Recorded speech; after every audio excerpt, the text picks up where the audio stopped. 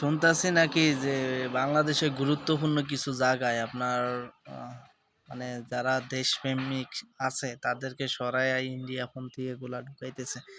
তো আসলে এটা নিয়ে অনেকেই পোস্ট দিতেছে, কালকে থেকে দেখতেছি। আসলে ঘটনা সত্যি কিনা জানি না।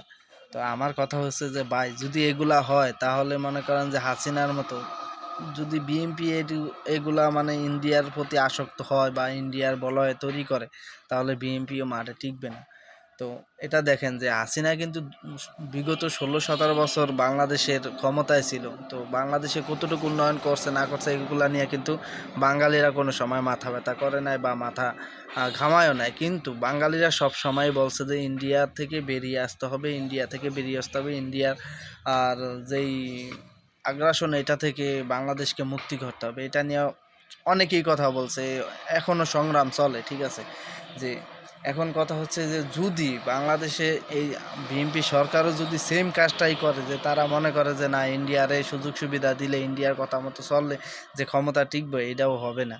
কারণ 16 বছর হাসিনা টিকতে পারে না। হাসিনা একটা গেটে দারোয়ান থেকে বাজায় মনে করেন যে একদম উপর লেভেল পর্যন্ত সব কিন্তু হাসিনা লোকই ছিল, কিন্তু তারপর টিকতে পারে না। একটা দেশের জনগণ হচ্ছে মেইন, আর জনগণ যদি একবার কারো বিরুদ্ধে আওয়াজ তোলে, ওইটা থামানো সম্ভব না। আপনার পৃথিবীতে অনেক বিপ্লব হয়েছে, পৃথিবীতে অনেক দেশের সরকার পতন হয়েছে, পৃথিবীতে অনেক যুদ্ধ হয়েছে, কিন্তু কখনো দেখছেন যে জনগণের বাহিরে যায় কেউ টিকতে পারছে? কেউ টিকতে পারে না। তো এখন আমার কথা হচ্ছে যে যদি যদি বাংলাদেশে কেউ ক্ষমতায় টিকতে চায় বা কেউ যুগ যুগ ধরে ক্ষমতা ধরে রাখতে চায়, তাহলে তাকে অবশ্যই জনগণের ম্যাগনেটিন বুঝতে হবে, জনগণের মনের কথা বুঝতে হবে, জনগণের আকাঙ্ক্ষা এটা বুঝতে হবে। আর বাঙালি আমরা সব সময় চাই যে আমরা বিশ্বের বুকে একটা ভালো সাময়িক পর্যায়ে যাই, ভালো মাথা উঁচু করে দাঁড়াই।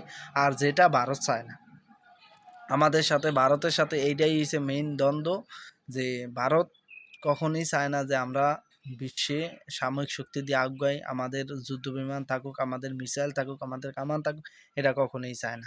এই জন্য সব সময় ভারত চায় যে ভারতের যেই নেগেটিভ লোকগুলো আছে ওরা সরকারে বসুক, উচ্চ পর্যায়ে ওরা বসুক, সবসময় ভারত এটা চায়।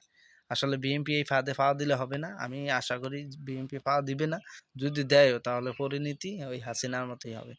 আমি তারেক জিয়ার মনে করি যে শেখ জিয়াউর রহমানের মতো সে আদর্শ ধরে রাখবো, খালেদা জিয়ার মতো আদর্শ ধরে রাখবো, আমি এই প্রত্যাশাই করি।